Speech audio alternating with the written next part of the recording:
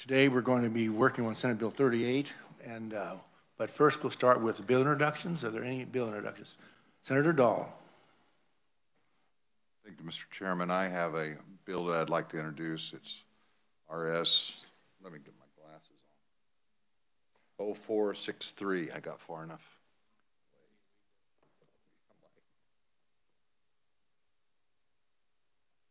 Got it? Deals with silage. Right. It's 0463. Yeah, it was passed out of the Senate last year, 39 to 1.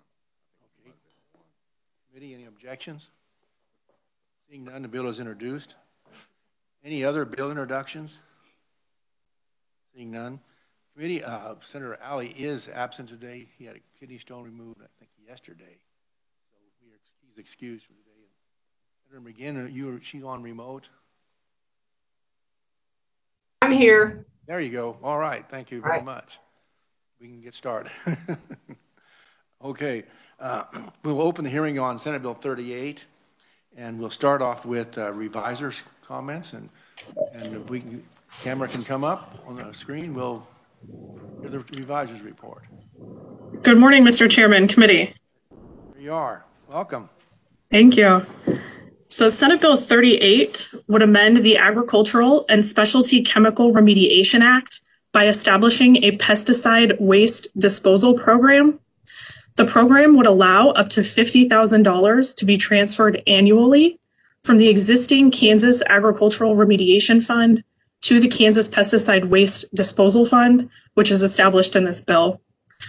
Senate Bill 38 should look fairly familiar. This committee heard this bill in the form of House Bill 2432 last year. That bill passed the House on a vote of 122 to 0 and was heard and passed out of this committee favorably for passage, but died on Senate General Orders when the session was adjourned. Now I'm going to go through each section of the bill. This bill is actually fairly straightforward compared to most, so hopefully it won't take that long. New Section 1 of the bill would establish the Kansas Pesticide Waste Program for the purpose of collecting and disposing of pesticide waste. This program would be administered by the Secretary of Agriculture. New Section 2 of the bill would establish the Kansas Pesticide Waste Disposal Fund. The money in the fund would be used to collect and dispose of pesticide waste as part of that program established by Section 1. The Kansas Agricultural Remediation Board would be authorized to approve an annual transfer in an amount that does not exceed $50,000.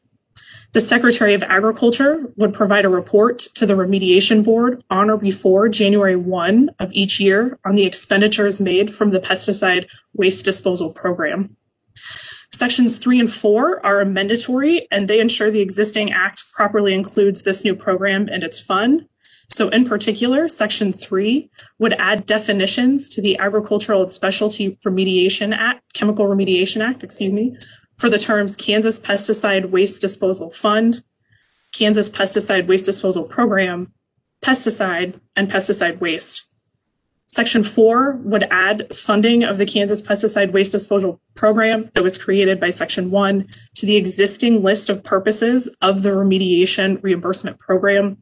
And Senate Bill 38 would take effect upon publication in the statute book, and I would be happy to answer any questions. Okay, thank you, Tamara, very much. Committee, any questions for the reviser? Senator Peck. Thank you, Mr. Chairman. On page 1 in section 2, line 22, just going back to my House days, it uses the word may. And the reason I'm asking this, I figure our conferees will give us some information as far as how much this might have been affected in the past. But it says that the Kansas Agriculture Remediation Board may approve. Doesn't mean that they have to.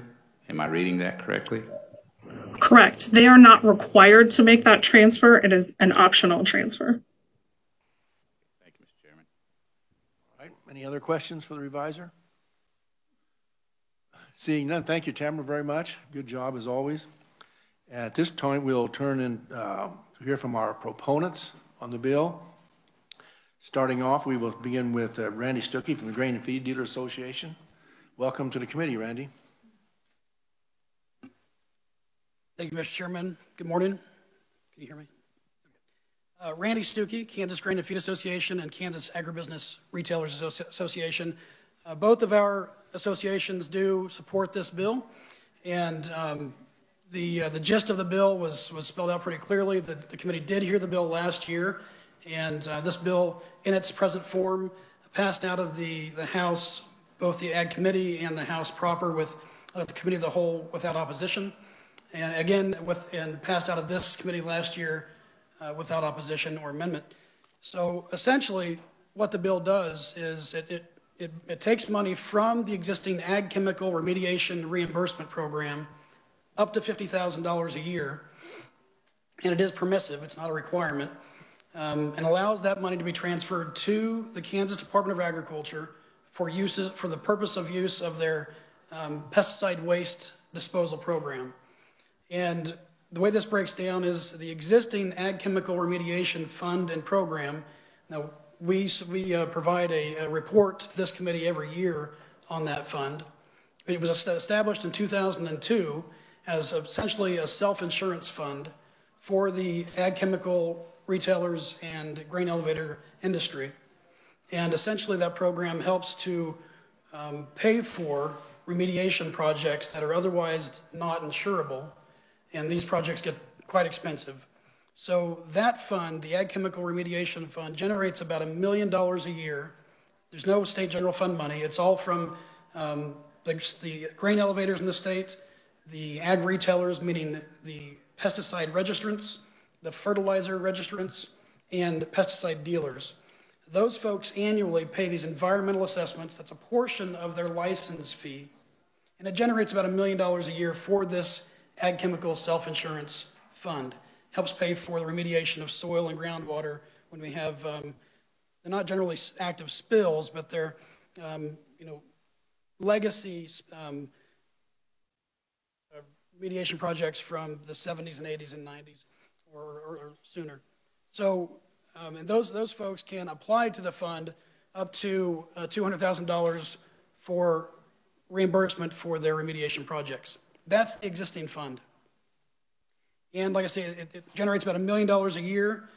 In the past, up until last year, there have been more applicants to that fund than there was money in the fund to pay out. So there was no outstanding balance in that fund. However, in the fall of last year was the first quarter in which there was enough money in the fund to pay out all of the existing applicants in that quarter. It was the first time since 2009 that happens. What that tells us is we're catching up with the outstanding applications.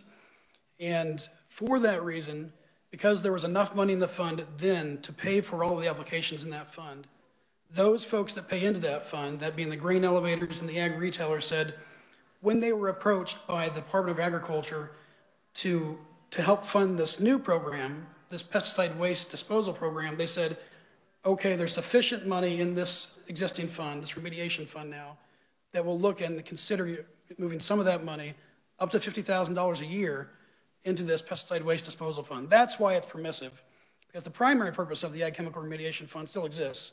We want to make sure that all those applicants still receive money if they need it. But this other program, this new program, this pesticide waste disposal program, is an existing program at KDA, the Department of Agriculture, but it's only existing in as much as they were able to receive an EPA grant. I believe it was $70,000 they paid out over 2 years. The demand on that program was sufficient so that they paid out all that money. So that's why they came to industry and they said, look, there is a demand, and it's not just ag retailers, it's any farmer who happens to have 50-year-old pesticide on their product that they want to be able to lawfully and responsibly get rid of. That's the purpose of this new program. And so that's why KDA came to industry and said, hey, $50,000 could go a long way, up to $50,000 annually, to help pay for this new pesticide waste disposal program. And there's, like I say, there's demand on that new program from all across the board. All farmers or anyone who might have ag chemicals in their possession that they need to get rid of responsibly and lawfully. And there's a process for that that's required by the EPA, the responsible and lawful disposition of non-registered, older non-registered ag chemicals. We think it's a good program, it's good stewardship, it's certainly good public policy, and a good use of that up to $50,000 a year from this current fund for KDA. All the processes in place within KDA, it's just a simple transfer of those monies, so long as there's enough money in the fund to pay out all the ag chemical remediation applications, the board will make that transfer to up to $50,000 a year to KDA to pay for those pesticide waste disposals. There's certainly a process in place there that maybe Kelsey can speak to about how that works within KDA, but we certainly support this idea. And again, there's no state general fund money. This is existing industry funds for a self-insurance program that we think can be used also for this pesticide waste disposal program. Mr. Chairman, that's our support of the bill. We'd certainly hope that you'd see it the same way and would stand for any questions at the appropriate time. Okay, thank you very much, Randy. Appreciate that. How did you arrive at the 50,000, the number 50,000? So the existing demand on the fund, I guess it started with the size of the grant from EPA. And I said that was, I believe, $70,000 they paid out over 2 years. $50,000 was what was approved by both the KGFA and CARA boards, and it seemed to be sufficient to meet the demands or the needs of KDA or to run that program. Okay, so when they've guaranteed $50,000, but if they don't use 50,000, it stays in that fund, or they just don't draw it out? So once it's transferred, it stays with KDA in that fund, and so it would just roll over to the next year. And if you start to have a buildup in the fund, for whatever reason, there's not as much demand on that fund as we thought, then that's why it's permissive for the board to say, okay, look, you have 100,000 or 200,000. We're not going to make that $50,000 transfer this year. Okay, thank you very much. Any other questions? Ready for Randy? Senator Pack. Thank you, Mr. Chairman. So the 200,000, you said that it had been not adequate for a period of time, but now it appears to be that it is adequate, more than adequate. I'm wondering, and this may not necessarily be a question for you as it is, Mr. Chairman, I don't know if we need to look at changing those amounts or not. This sounds like a program, a fund that could potentially, you said you think 50,000 is enough. I don't know once you start making ag producers aware of it, if it will be or not. Do you have any feel for that? I mean, a lot of, I'm going to guess, farmers, ag producers are not necessarily part of your association. Mr. Chairman, thank you, Senator. You're right. What we know of today is that KDA tries to get the message out on the existing monies and the program and the use. We've heard from KDA that there is certainly more demand on those monies than they have available right now. You're likely right that, once maybe Farm Bureau gets out the message that this program exists, there are likely going to be a lot more chemicals out there than there is money to pay for them. The industry is willing at this point to fund up to $50,000 a year for that purpose. Hopefully there'll be some EPA monies that can also come in to help offset the demand on that fund. So if we were to change the dollar amount, it would require more from the grain elevators and so forth, a higher fee, if you will? That is one source of the money. Now, the EPA could also increase their grant. A $50,000 grant from EPA is kind of a toss in the bucket. But there could be some other sources that we might look to as well to fund that program if the demand is increased. But that's what the industry is willing to and comfortable with transferring up today based out of that existing fund. Well, thank you. And Mr. Chairman, it's just one of those things where if we're going to do this, we just want to do it so there's adequate funding, my thought. I appreciate the opportunity. Thank you. All right. Point's taken. Any other questions for Randy? Senator Ware. Thank you, Mr. Chairman. So just so that I have an idea of the size of this thing, so the total of money, it's coming from more than one direction. How much is the total money? And is there any way to put an amount on what an average incident costs? So the first question, where's the money coming from? Currently, it is only from the EPA grant. That's what started the program within KDA. And I believe it was $70,000. And that's, once that was paid down, I believe they were able to use, or maybe they received some other money from EPA to keep the program alive. But that's not a guarantee. And so this $50,000 transfer annually, it wouldn't just be one time, it'd be every year, would help to support and buoy that program in the long run. The second question, probably a KDA question about what does an average disposal fee look like. So this program, the KDA would contract with an EPA-approved provider. They would go out, handle the pesticide product, store it, transport it, take it back to their lab, and then destroy the product. So what that costs, KDA might have the numbers on that. Seeing none, thank you very much, Randy. Thank you, Chairman. Our next proponent on our agenda is Shahira Stafford from the Kansas Cooperative Council, and she is remote or virtual. Shahira, you got us on track here?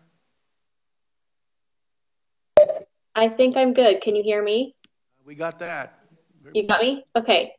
We can. There you are. Oh, how about that? We see you good. We can hear Can you you too. hear me? Okay. What's that?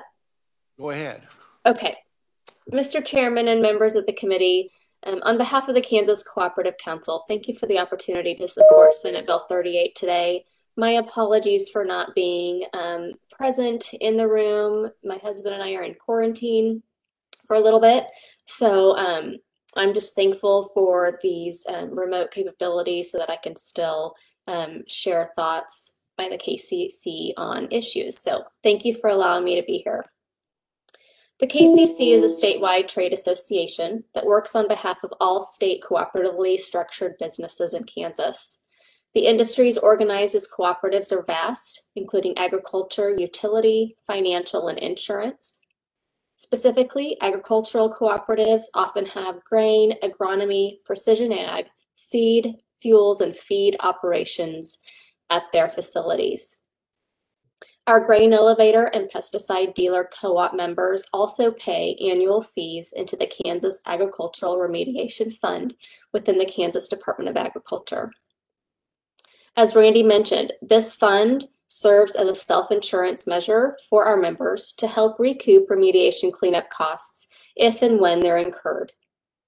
As other conferees have testified, this program receives no state general fund dollars and is 100% self-funded by the agribusiness industry. The KCC is here to just say we support the provisions set forth in Senate Bill 38, which would allow annual transfers up to $50,000 from the Ag Remediation Fund to administer the pesticide waste disposal program within the KDA. As you know, the program has previously been administered with federal grant dollars that are now expired. And it's our understanding that there is twice as much demand on the fund as monies that the department has to work with. The KCC's members feel that helping pay for the safe collection and disposal of pesticide waste materials is a valuable use of their dollars. Have approved this annual transfer for this new purpose. So thank you for the opportunity to comment real quickly on Senate Bill 38. We respectfully ask for your support, and I would be happy to answer any questions at the appropriate time. Thank you, Shahira. Committee, any questions for Stafford? Seeing none, thank you very much. Thank you. Appreciate your comments. Thanks. Our next proponent is Kelsey Olson, with the Kansas Department of Agriculture. Welcome to committee, Kelsey.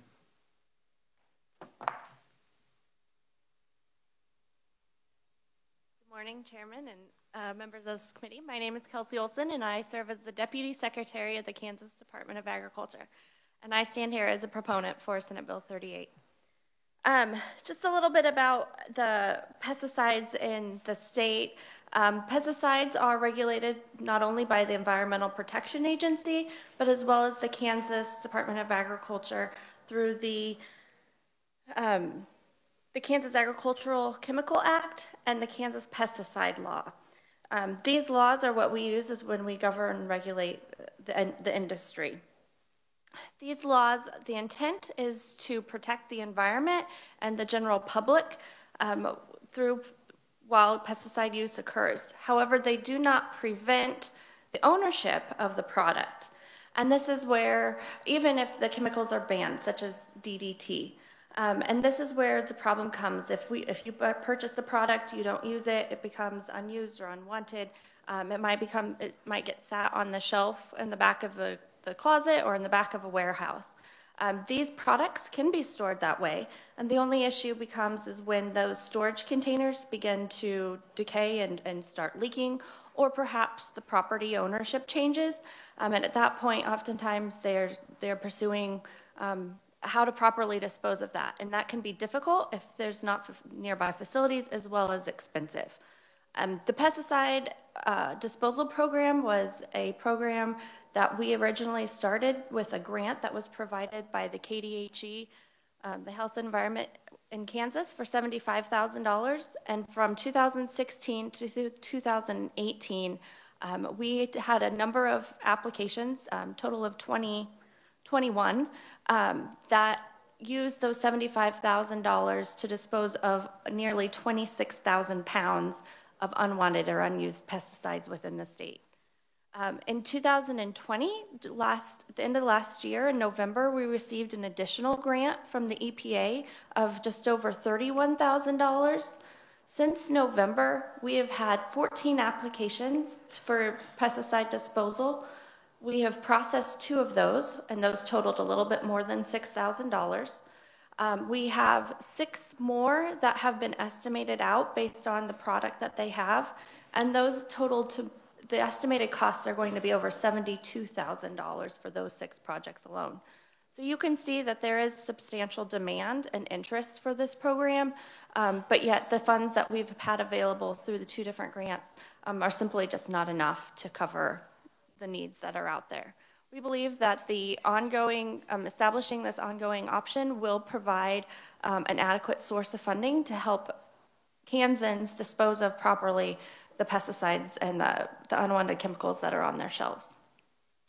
With that, I will stand for any questions. All right, thank you very much, Kelsey. Any questions for Kelsey? Senator Peck. Thank you, Mr. Chairman. Okay, you indicated that right now there are more requests than funds available. Is this pesticide removal something that there's sort of been a backlog and eventually it'll sort of, if I can use the terminology, be cleaned up to where there won't be as much need for the remediation? Or is this something that you project, and I realize I'm asking, look into a crystal ball, that it's just going to be an ongoing and maybe even increase in a need? I definitely foresee that this is something that will go down with time. For a number of years, there's never been a program like this until 2016.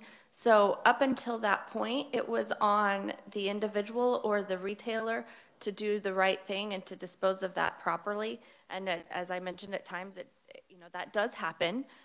However, at times it also gets stored, until someone's forgot about it and it's stuck in the back of a barn or in the back of a warehouse. So there's certainly been a backlog, and I think we've seen that with the larger applications that have come in for large volumes of pesticide. I would like to think that as time goes on, we'll get through those bigger allotments that are out there, and we'll see a slower or smaller amount that is needed. But that's that crystal ball and a little bit of wishful thinking. Thank you, Mr. Chairman. Thank you. Would it be fair to say that in the future, you could probably report to this committee and how much did you spend last year if the demand is growing? Keep us updated on where you're at so everybody kind of keep a handle on that. Yep, we can certainly do that. That'd be good. Thank you. Any other questions or comments? Senator Pag.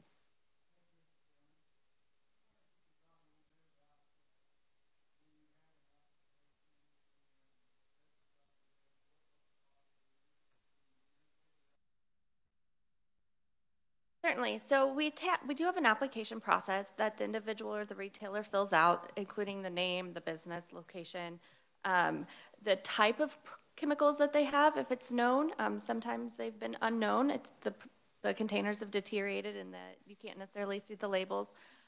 But we take that information, and then the state has a contract with Clean Harbors. It's an environmental service company that will go and properly dispose of and handle the product. So they will, based on the application information, we submit that to Clean Harbors. They provide us an estimate of what it will cost to package it and properly dispose of it. And then that's how we come to determining what those costs are. And then we, if there's funding available, we proceed with those contracts. And that is, just to add, that is the Clean Harbors contract with the state actually allows the state to have a lower charge than what the general public may. So oftentimes that's at nearly a 2/3 discounted rate.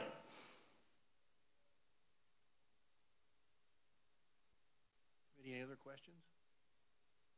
Seeing none, thank you very much, Kelsey. Thank you.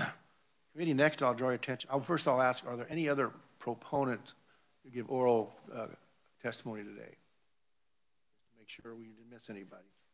And committee, you'll notice that on the proponents, we have written testimony provided, and they are John Donnelly from Kansas Farm Bureau, Shelley Rull from Kansas Health and Environment, joint testimony from the Kansas Corn Growers, Sorghum Growers, Kansas Soybean, and Kansas Wheat Growers Association.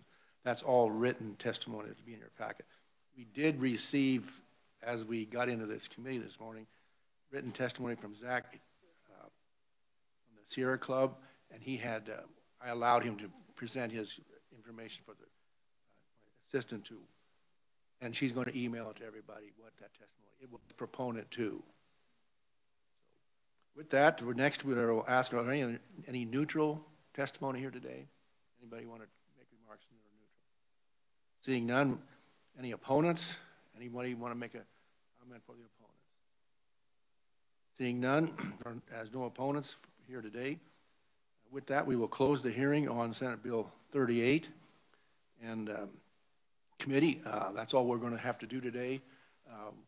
Tomorrow we have a hearing on Senate Bill 39 and 40 from the Department of Agriculture, and we'll take those up tomorrow. And I would be prepared tomorrow for final action on Senate Bill 38 that we heard today. Or do you have any other questions? Any final comments or questions? Seeing none, committee, we are adjourned. Thank you very much.